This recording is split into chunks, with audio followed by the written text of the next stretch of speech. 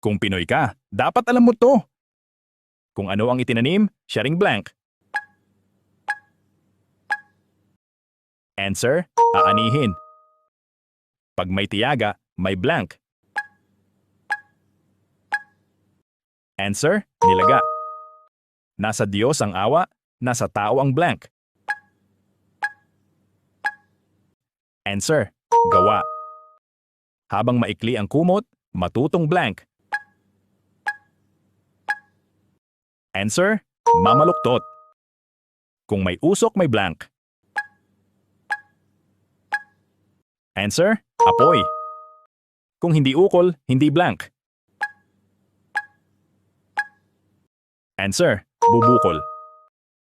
Ang taong nagigipit, sa blank kumakapit.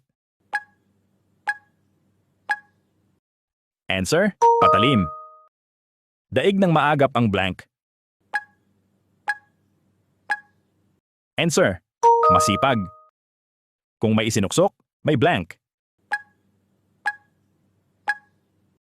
Answer, madudukot. Ang hindi marunong lumingon sa pinanggalingan ay hindi makararating sa blank. Answer, paroroonan.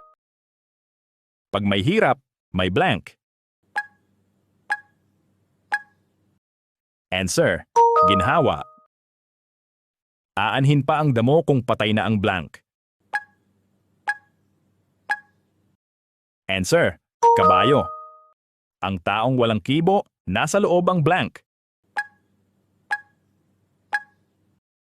Answer, kulo. Pagkahaba-haba man ng prosesyon, sa simbahan din ang blank. Answer, tuloy. Ang sakit ng kalingkingan, dama ng buong blank. Answer, katawan. Kaya matibay ang walis, palibhasay blank. Answer, nagbibigkis. Ang hindi marunong magmahal sa sariling wika ay higit pa sa hayop at malansang blank. Answer, isda. Kung ano ang puno, siya rin ang blank. Answer, bunga. Walang ligaya sa lupa na di dinilig ng blank. Answer, luha. Madaling maging tao, mahirap mag-blank. Answer, pakatao. Ang saya no? Ilan ang score mo?